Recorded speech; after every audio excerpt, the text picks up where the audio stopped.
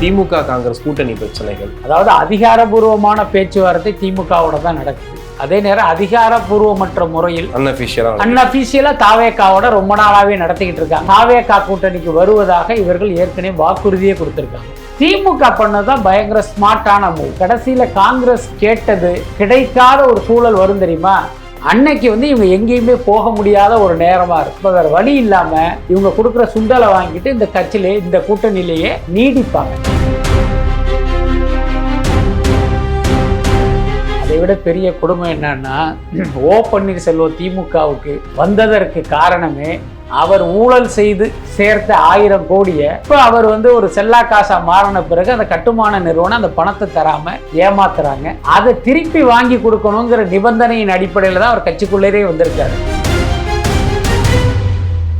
அவள் தான் விஜய் 5 மணியோட முடிஞ்சே போயிட்டாரு அப்படின்ற மாதிரிலாம். ஸோ இப்படி பேசும்போது இந்த மாதிரி சம்பவங்கள், அரசியல் நிகழ்வுகள் நடத்திட்டே இருக்கணுமா விஜய்? நிச்சயமாக நடத்தணுங்க. இது ஒரு தனிப்பட்ட குடும்ப வாழ்க்கையில் ஏற்பட்ட ஒரு இஷ்யூ. இப்போ இப்படி ஒரு சம்பவம் நடந்துருச்சு, அதுக்காக தாவேகா இந்த தேர்தலில் போட்டியிடாதுன்ட்டு விஜய் பட்டினப்பாக்கத்திலேயே முடங்கி கிடக்க முடியுமா? நீலாங்கரையிலேயே முடங்கி கிடக்க முடியுமா? நீங்க எப்படி வேணா எதிர்த்துக்காங்க, ஆனா போட்டி 2 பேருக்கு நடுவில் உள்ளதான். இதையெல்லாம் கடந்து விஜய் அவருடைய அரசியல் செயல்பாட்டில் ரொம்ப தீவிரம் காட்டுவார் அப்படின்னு தான் நான் நினைக்கிறேன். மக்களும் பாத்தீங்கன்னா இது ஒரு பெரிய இதா எடுக்க மாட்டாங்க. இன்னும் சொல்ல போனா இந்த விவகாரத்தால் விஜய்க்கு ஒரு பெரிய பின்னடைவு ஏற்படுமா அப்படின்னா ஏற்படாதுன்னு நான் உறுதியா நம்புறேன். ஒரே வீட்டுல நடிகை கூட இருந்தாரு, மனைவி கூட இருந்தாருன்ற செய்தியெல்லாம் அப்படியே ஓப்பனா போடுறாங்க. எனக்கு தெரிஞ்சு இந்த விவகாரத்தில் பெண்களுடைய வாக்குகள் சிதறாதுன்னு தான் நான் நினைக்கிறேன். ஏன்னா எல்லாருக்குமே உண்மை தெரியும். 1000 தங்கச்சி இருக்கிறோம், 1000 அக்கா இருக்கிறோம், பொண்டாட்டியா கூட இருந்துட்டு போறோமே, எங்க தளபதிக்கு நாங்க நிப்போம். உலகெங்கும் வாழும் தமிழ் நெஞ்சங்களுக்கு கிறிஸ்டியின் அன்பு வணக்கம். நம்மோட சினிமா விமர்சகர் வலைபேச்சு பிஸ்மி வந்திருக்காரு. வணக்கம் சார். வணக்கம். திமுக காங்கிரஸ் கூட்டணி பிரச்சனைகள் இப்போ வரைக்கும் செய்திகள் போயிட்டு இருக்கு. 21, 31, 41 அப்படின்ட்டு. ஒரு பக்கம் விஜய் கிட்ட பேசிட்டு இருக்கதாகவும் சொல்றாங்க, இன்னொரு பக்கம் காங்கிரஸ் கூடயும் பயங்கரமா திமுக பேசிட்டு இருக்க சொல்றாங்க. என்ன நடக்க போகுது? அதாவது அதிகாரபூர்வமான பேச்சுவார்த்தை திமுகவோட தான் நடக்குது. அதே நேரம் அதிகாரபூர்வமற்ற முறையில் அன்அபிஷியலா தாவேகாவோட ரொம்ப நாளாவே நடத்திக்கிட்டு இருக்காங்க. எனக்கு ரொம்ப இதா தெரியும், ஜனவரி இறுதியில் தாவேகா கூட்டணிக்கு வருவதாக இவர்கள் ஏற்கனவே வாக்குறுதியே கொடுத்திருக்காங்க. என்னன்னா அதுக்குள்ள இவங்க என்ன நினைச்சாங்கன்னா, திமுகவில் அதுக்குள்ள தொகுதி பங்கீடு குறித்து பேசிடுவாங்க, அதுல நமக்கு உடன்பாடு ஏற்படாது, அதையே காரணமா வச்சு பொட்டியை கட்டிட்டு இங்க வந்துடலான்னு அவங்க பிளான் பண்ணாங்க. ஆனா காங்கிரஸ் இப்படி ஒரு மூவ் பண்ணதுன்னு தெரிஞ்ச உடனே திமுக பண்ணதான் பயங்கர ஸ்மார்ட்டான மூவ். என்னன்னா, நீங்க ஜனவரியிலேயே இப்படி நடந்துச்சுன்னா திமுக கூட்டணி உடஞ்சிருச்சுங்கிற பிரச்சாரத்தை ஜனவரியிலேயே ஸ்டார்ட் பண்ணிருப்பாங்க. அப்ப அதுக்கு அவகாசம் கொடுக்க கூடாதுங்கிறதுனால இந்த பேச்சுவார்த்தையே இத்தனை நாள் நடத்தவே இல்லை. இன்னும் சொல்ல போனா தொகுதி பங்கீடுக்காக ஒரு குழுவே அமைச்சிட்டாங்க திமுகவில். டிஆர் பாலு, கனிமொழின்னு ஒரு குரூப் இருக்கு. ஆனால் அவங்க யாரையுமே சந்திக்காம அப்படியே காலம் தாழ்த்துறாங்க. இப்போ தான் பார்த்தீங்கன்னா இந்த சின்ன சின்ன கட்சிகளை எல்லாம் சந்திச்சு இன்னைக்கு தான் காங்கிரஸ் கிட்டேயே வர்றாங்க. அதோடைய அர்த்தம் என்னன்னா, இந்த பேச்சுவார்த்தையை இப்படி இழுக்கிறது. இப்போ முதல் கட்டமாக என்ன பேசுவாங்க அப்படின்னா நம்பர்ஸ் பேசுவாங்க. இவங்க பார்த்தீங்கன்னா எனக்கு 50 குடும்பாங்க, அவங்க நான் 25. இந்த இப்படியே ஓடிக்கிட்டு இருக்கும். கடைசியாக எங்கே நிற்கும் அப்படின்னா, எங்கள் முதலமைச்சர்கிட்ட சொல்லிட்டு நாங்கள் முடிவு அறிவிக்கிறோன்ட்டு இந்த சபை கலைஞ்சிடும். அதுக்கப்புறம் சில நாட்கள் அப்படியே கடந்து இதுதான் எங்கள் நம்பரும்பாங்க, இவங்க மாட்டேம்பாங்க. அப்புறம் ஒரு வழியாக ஒரு நம்பரில் லாக் பண்ணுவாங்க. அதுக்கு அடுத்து என்ன நடக்குன்னா, இந்தந்த தொகுதி வேணும்னு ஒரு லிஸ்ட்டை கொடுப்பாங்க. இவங்க என்ன பண்ணுவாங்க, இந்த தொகுதியெல்லாம் தரமாட்டோம் அப்படின்ட்டு இவங்க அவங்க தோக்குற மாதிரியான தொகுதியை எடுத்து கொடுப்பாங்க. இப்படி கொஞ்ச நாள் ஓடும். இது எல்லாமே நடந்து கடைசியில் காங்கிரஸ் கேட்டது கிடைக்காத ஒரு சூழல் வரும் தெரியுமா? அன்னைக்கு இவங்க எங்கேயுமே போக முடியாத ஒரு நேரமாக இருக்கும். அப்போ வேற வழி இல்லாமல் இவங்க கொடுக்குற சுண்டலை வாங்கிட்டு இந்த கட்சியிலே இந்த கூட்டணியிலேயே நீடிப்பாங்க. இப்படி நடக்கணுங்கிறதுனால தான் திமுக இந்த வேலைகளை எல்லாம் பார்த்துக்கிட்டு இருக்காங்க. இன்னொரு பக்கம் தாவேகாவோட பேசினாங்க. ஆனால் இதுக்கு இடையில கனிமொழி ராகுல் காந்தியை போய் மீட் பண்ணுறாங்க. அதுக்கப்புறம் பார்த்தீங்கன்னா முதலமைச்சர் சோனியாவுக்கே சில தகவல்களை எல்லாம் சொல்லி அனுப்புனதா ஒரு தகவல் இருக்குது. அதனால் அவங்களும் கூட சரி ஓகே நம்ம சேஃபாக இவங்களோடய போயிடலாங்கிற மாதிரி அவங்களுடைய முடிவு எடுத்துட்டதா ஒரு தகவல் இருக்குது. அதனால் இன்னும் இந்த நாடகம் கொஞ்ச நாளைக்கு நடக்கும். ஓகே. இப்போ டிவிகேக்குள்ளே செங்கோட்டையன் வரும்போது ஊழல்வாதிகளை சேர்க்க மாட்டேன்னு சொன்னீங்க, அவர் மேலே கேஸ் இருக்குது சேர்த்துக்கிட்டீங்கன்னாங்க. இப்போ ஓபிஎஸ் அவர்களை திமுகவில் இணைச்சிக்கிட்டாங்க, பூங்கொத்து கொடுத்து சிஎம் வரவேற்கிறார். அப்ப அவரு மேல எந்த கேஸுமே இல்லையா சார்? அதை விட பெரிய கொடுமை என்னன்னா, ஓ பன்னீர்செல்வம் திமுகவுக்கு வந்ததற்கு காரணமே அவர் ஊழல் செய்து சேர்த்த 1000 கோடியை ஒரு கட்டுமான நிறுவனத்துல முதலீடு பண்ணியிருக்காரு பல வருஷங்களுக்கு முன்னாடி அவர் அதிகாரத்துல இருந்தப்ப. இப்ப அவர் வந்து ஒரு செல்லா காசா மாறின பிறகு அந்த கட்டுமான நிறுவனம் அந்த பணத்தை தராம ஏமாத்துறாங்க. அதை திருப்பி வாங்கி கொடுக்கணுங்கிற நிபந்தனையின் அடிப்படையில் தான் அவர் கட்சிக்குள்ளேயே வந்திருக்காரு. அதாவது ஓபிஎஸ்ங்கிற ஊழல்வாதிய கட்சியில சேர்த்ததே நமக்கு ஒரு பெரிய பிரச்சனையா தெரியுது நமக்கு. ஆனா அந்த ஊழல் பணத்தை நாங்க வசூல் பண்ணி கொடுக்குறோம்னு சொல்லி அவங்கள கூட்டிட்டு வந்திருக்காங்க. இன்னைக்கு பாத்தீங்கன்னா ஒரு கட்சிக்கு என்ன, இந்த ஒரு தலைவருக்கோ அல்லது ஒரு கூட்டணி கட்சிக்கோ என்ன வாக்கு சதவீதம் இருக்கு, என்ன வெற்றி வாய்ப்பு இருக்கு, எத்தனை தொகுதி, இப்படித்தானே பேசி வந்து ஒரு கூட்டணிக்குள்ள வரணும். ஆனா திமுகவுடைய நிலைமை பாத்தீங்கன்னா ஒரு இடைத்தரகர்கள் வேலை பார்க்குற அளவுக்கு போயிடுச்சு. தேமுதிக இந்த அடிப்படையில் உள்ள வர்றாங்க. அவங்களுடைய ஆண்டாள் அழகர் கல்லூரியை தனலட்சுமி சீனிவாசன் கல்லூரிக்கு ஒரு பெரிய தொகைக்கு கொடுத்தாங்க. பாதி பணத்தை கொடுத்துட்டு மீதி பணத்தை அவங்க தரல. அந்த பணத்தை நீங்க தான் வாங்கி கொடுக்கணுங்கிற நிபந்தனையில் அவங்க உள்ள வந்திருக்காங்க. இப்போ பாருங்க, திமுக வந்து ஒரு பாரம்பரியமிக்க கட்சி, ஒரு கொள்கையை முன்னிறுத்து வளர்ந்த கட்சி. ஆனா இன்னைக்கு விஜய்னு ஒருவருடைய வருகைக்கு பயந்து என்ன வேலையெல்லாம் பார்த்துக்கிட்டு இருக்காங்க பாருங்க. அதனால இப்போ நீங்க சொல்ற மாதிரி செங்கோட்டையன் வந்து பெரிய உத்தமர் கிடையாது. ஏன்னா அவரும் ஊழல் பண்ணியிருக்காரு. ஆனா அவரை விட மிகப்பெரிய ஊழல்வாதி யார் அப்படின்னா ஓபிஎஸ் தான். எல்லாத்துக்கும் மேல இவங்க வர்றாங்க வரல என்பதை தாண்டி ஊழலை பற்றி பேசுவதற்கான தகுதி இல்லாத ஒரு கட்சி வந்து திமுக. இப்போ மார்ச் 4ஆம் தேதி வந்துட்டு தஞ்சாவூர்ல நிர்வாகிகள் சந்திப்பு நடத்த போறாருன்னு சொல்றாங்க. இந்த மாதிரி செய்திகள் வந்ததுக்கு அப்புறம் கரூர் சம்பவத்துக்கு அப்புறம் கொஞ்ச நாள் வந்து எல்லாத்தையும் முடக்கி வச்சிருந்தாங்க. இப்போ இந்த செய்திகளுமே கிட்டத்தட்ட கரூர் சம்பவத்தோட ஒப்பிட்டு தான் பார்க்குறாங்க. நேற்றுலாம் ஒரு தலைவர் சொல்றாரு, அவள் தான் விஜய் நேற்று 5 மணியோட முடிஞ்சே போயிட்டாரு அப்படின்ற மாதிரிலாம். ஸோ இப்படி பேசும்போது இந்த மாதிரி சம்பவங்கள், அரசியல் நிகழ்வுகள் நடத்திட்டே இருக்கணுமா விஜய்? நிச்சயமாக நடத்தணுங்க. இது வந்து ஒரு தனிப்பட்ட குடும்ப வாழ்க்கையில் ஏற்பட்ட ஒரு இஷ்யூ. இப்போ நான் உங்ககிட்ட கேட்குறேன், இப்போ இப்படி ஒரு சம்பவம் நடந்துருச்சு, அதுக்காக தாவேக்கா இந்த தேர்தலில் போட்டியிடாதுன்ட்டு விஜய் வந்து பட்டினப்பாக்கத்திலேயே முடங்கி கிடக்க முடியுமா? நீலாங்கரையிலேயே முடங்கி கிடக்க வேட்புமனு தாக்கல் கூட பண்ண முடியாதெல்லாம் செய்தி போட்டுக்கிட்டாங்க. அது என்ன காரணம் அப்படின்னா, இப்போ இப்படி ஒரு விஷயம் நடக்கும் போது இப்போ தாவேக்கா இன்னொரு தொண்டர்களோ மற்றவர்களோ இன்னொருத்துல கொண்டாட்டமாக இருக்க முடியுமா? அது முடியாது.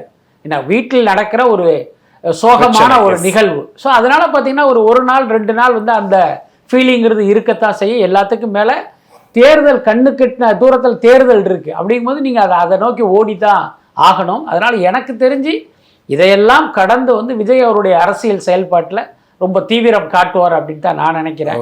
மக்களும் பார்த்தீங்கன்னா இது வந்து ஒரு பெரிய இதாக எடுக்க மாட்டாங்க. இன்னும் சொல்ல போனா இந்த விவகாரத்தால் விஜய்க்கு வந்து ஒரு பெரிய பின்னடைவு ஏற்படுமா அப்படின்னா ஏற்படாதுன்னு நான் உறுதியா நம்புறேன்.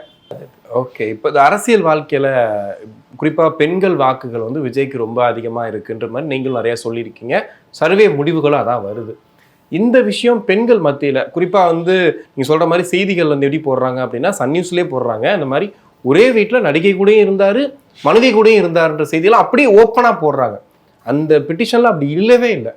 அப்படி இருக்கும்போது இது அறியாத சில பெண்கள், ரொம்ப கிராமத்தில் இருக்கவங்கலாம் நம்ப ஆரம்பிச்சிருவாங்கல்ல. இல்லை, எனக்கு தெரிஞ்சு இந்த விவகாரத்தில் பெண்களுடைய வாக்குகள் வந்து சிதறாதுன்னு தான் நான் நினைக்கிறேன். ஏன்னா எல்லாருக்குமே உண்மை தெரியும், அது ரொம்ப முக்கியமானது. இப்போ அந்த மாதிரி ஒருத்தன் போடும் போதே மக்கள் யோசிப்பாங்கல்ல, இது சாத்தியம் இல்லையே. அதுக்கடுத்து கரூர்ல அந்த சம்பவம் நடக்கும் போது அந்த கேரவான்குள்ள திருசா இருந்தாங்க. அதை மக்கள் நம்பியிருந்தா விஜய் போற இடத்துக்கு பெண்கள் வரமாட்டாங்களே. எப்பா ஒரு பிரச்சாரம் பண்ற இடத்துல கூட நீ நடிகையை கூட்டிட்டு வருவியா அப்படின்னு மக்களுக்கு வந்து ஒரு கோபம் வரும்ல. அப்படியெல்லாம் நடக்கவே இல்லையே. அதனால எனக்கு தெரிந்து அப்படியெல்லாம் வருவதற்கு வாய்ப்பே இல்லை. அதுக்கு அடுத்து நீங்க விஜய்க்கு இருக்கிற பெண் ரசிகைகள் அவரை எப்படி பார்க்குறாங்கங்கிறத நீங்க முதல்ல பார்க்கணும். எந்த பெண்ணும் விஜயை வந்து ஒரு கனவு நாயகனா பார்க்கல. அவங்கள பொறுத்த வரைக்கும் அண்ணன், விஜயண்ணா, தம்பி இப்படிதான் பார்க்குறாங்க. அதனால இந்த மாதிரியான செய்திகள் எல்லாமே பெண்களை வந்து பாதிக்கும் அப்படின்லாம் சொல்லலை. இன்னொன்று பார்த்தீங்கன்னா, ஒரு கணவன் மனைவி அப்படின்னா சில பிரச்சனைகள்லாம் இருக்கத்தான் செய்யும். இவங்க மேலேயும் தப்பு இருக்கும், அவங்க மேலேயும் தப்பு இருக்குங்கிற அந்த புரிதலும் பக்குவமான பார்வை பெண்கள்கிட்ட இருக்கு. அதனால எனக்கு தெரிஞ்சு அது ஒரு பெரிய பாதிப்பை ஏற்படுத்தாது. பட் அதே நேரம் நமக்கு தோன்ற விஷயம் என்னன்னா, இப்படி ஒரு விஷயம் வீட்டுக்குள்ள இருக்கு, என்ன இதை என்னைக்கு வேணாலும் எதிரிகள் வந்து டேக் ஓவர் பண்ணி நமக்கு எதிரான ஆயுதமாக மாற்றுவதற்கு வாய்ப்பு இருக்குங்கிறத விஜய் வந்து கொஞ்சம் யோசிச்சு அதை வந்து ஒரு அமிக்கபிளான ஒரு செட்டில்மெண்ட்டாக அங்கே அதை பேசி முடிச்சிருந்தாருன்னா இந்த அளவுக்கு அது வெளியில வந்திருக்காது. ஒரு வதந்தியா ஒரு கிசுகிசுவாவே அது காலப்போக்கில் மறைஞ்சு போயிருக்கும். அந்த விஷயத்துல வந்து விஜய் வந்து கொஞ்சம் ஸ்மார்ட்டா செயல்பட தவறிட்டார் அப்படின்னு தான் நான் நினைக்கிறேன். ஓகே, இப்போ நான் அவங்க சொல்றது என்னன்னா, ஒருவேளை தாவேக்கால சேர்ந்துருந்தாருன்னா எவ்வளவு பெரிய விஷயமா இருக்கும், இதை வச்சு ஒரு பிரச்சாரம் பண்ணிருக்கலாம் அப்படின்ட்டு. ஆனா இன்னைக்கு ரொம்ப கப்புச்சுப்புன்னு எல்லாத்தையும் முடிச்சுட்டாங்களே சார். ஒரு எந்த இதுவுமே எல்லாம் வெளியில தெரியாதுன்னு முடிச்சுட்டாங்க இல்லையா? இல்ல, அதுதான் தனக்கு ஒரு நியாயம் அடுத்தவர்களுக்கு ஒரு நியாயம் அப்படிங்கிறது இந்த விஷயத்துலயும் நடக்கிறதா தான் பாக்குறேன். நீங்க சொல்ற மாதிரி ஒருவேளை ஓபிஎஸ் வந்து தாவேக்கா பக்கம் போயிருந்தா, இப்ப தினகரன் பத்திரிகையில அட்டை முழு பேப்பருமே ஓபிஎஸ் உடைய ஊழல் வரலாறு தான் இருக்கும். சன் நியூஸ்ல பாத்தீங்கன்னா தொடர்ந்து அதுதான் செய்தியாக இருந்திருக்கும். அவர்கள் கட்சிக்கு வந்ததற்கு பிறகு அவங்களுக்கு அப்படி புனிதர்களாக மாத்திக்கிட்டாங்க. அப்படி எல்லாத்துக்கும் மேல மக்கள் பார்த்துக்கிட்டு இருக்காங்க. தேர்தல் வாக்குறுதிகள் விஜய் வந்து ஒரு டீம் போட்டு யோசிச்சுட்டு இருக்காருன்னு சொல்றாங்க. ஒரு 4-5 வாக்குறுதிகள்லாம் எடுத்து இதுல இருந்து நம்ம வந்து சாத்தியமான வாக்குறுதி மட்டும் கொடுப்போம் அப்படின்னு சொல்லிட்டு அதை அறிவிக்கான டேட்டும் வந்து ரெடி ஆயிட்டு இருக்குன்னு சொல்றாங்க. என்ன மாதிரி இருக்கும்னு நினைக்கிறீங்க? அதான் முதல்ல தெரிஞ்சுங்க, தேர்தல் அறிவிப்பு வருவதற்கு முன்பு தேர்தல் வாக்குறுதி வருவதற்கு வாய்ப்பு இல்லை. தேர்தல் அறிவிக்கணும். அப்பதானே அந்த விஷயமே ஒரு பூமாகும். அந்த நேரத்தில் தான் நீங்க அறிவிக்கணும். அதுக்கடுத்து அவங்க புதிதாக ஆரம்பிச்ச ஒரு கட்சி.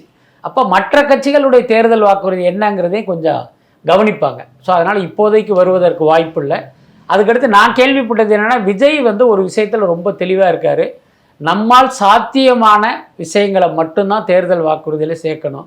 சும்மாவது அது தர்றேன் இது தரேன்னு மக்களை ஏமாற்றக்கூடாதுங்கிறதுல அவர் வந்து ரொம்ப தெளிவாக இருக்கார். அதே நேரம் ஆதவ அர்ஜுனா, ஜான ஆரோக்கியசாமி, புஷி ஆனந்த், செங்கோட்டை இந்த கீழே இருக்கிறவங்க இல்லை அப்படி இருக்கக்கூடாது, கவர்ச்சி வாக்குறுதிகளும் இருக்கணும் அப்படின்னு வந்து விஜயை வந்து கன்வின்ஸ் பண்ண ட்ரை பண்ணிட்டு இருக்காங்க. ஆனால் விஜய் பொறுத்த வரைக்கும் அது விருப்பம் இல்லை இந்த மாதிரி யோசிங்கிற மாதிரி சொல்லியிருக்காரு. பட் அதே நேரம் இவங்க வந்து அவங்களுடைய முயற்சியை கைவிடாமல் என்ன பண்ணுறாங்கன்னா இந்த மாதிரியான வாக்குறுதிகளை ரெடி பண்ணிட்டு இருக்காங்க. அப்போ கடைசியாக விஜயோட டிஸ்கஸ் பண்ணும்போது அவர் இது வேணும் வேணாம் அப்படிங்கிற முடிவை வந்து அவர் எடுப்பார். ஒருவேளை சுற்றி உக்காந்துக்கிட்டு எல்லாரும் கன்வின்ஸ் பண்ணும்போது ஒருவேளை அரசியல்னா இதுதான் போல இருக்கு, இது இல்லைன்னா வெற்றி கிடைக்காதோ அப்படின்னு நினச்சி கூட அந்த கவர்ச்சி வாக்குறுதிகளை அவரும் கையில் எடுப்பதற்கு வாய்ப்பு இருக்கு. பட் அதே நேரம் நாம் விரும்புவது, மக்கள் விரும்புவது என்ன அப்படின்னா, இந்த மாதிரி மக்களை ஏமாற்றுகிற கட்சிகளுக்கு மாற்றாகத்தான் உங்களை மக்கள் தேர்ந்தெடுப்பாங்க. ஓட்டு ஒருத்தர் போடுறாரு அப்படின்னா எதுக்காக போடுவாரு? விஜய்க்காக போடுவாரு. அது ஒரு மாற்றம் வரணும். இந்த ரெண்டு கட்சியும் மக்களை ஏமாத்திக்கிட்டு இருக்காங்க. நீங்க வந்து வேறொரு அரசியலை முன்னெடுக்கணுங்கிறதுனால அப்ப நீங்களும் இவங்களுடைய கலர் ஜெராக்ஸா இருந்தீங்க அப்படின்னா நீங்க அரசியலுக்கு வந்து அர்த்தமே இல்லை. அதனால இந்த விஷயத்தில் விஜய் வந்து பாத்தீங்கன்னா ஒரு சரியான தேர்தல் வாக்குறுதிகளை வந்து தேர்ந்தெடுக்கணும். ஓகே, இப்போ நிறைவா வந்து இந்த சுச்சுவேஷன்ல நிறைய நான் சோசியல் மீடியால பார்த்தேன், நிறைய ரைட்டப்பா போட்டிருந்தாங்க.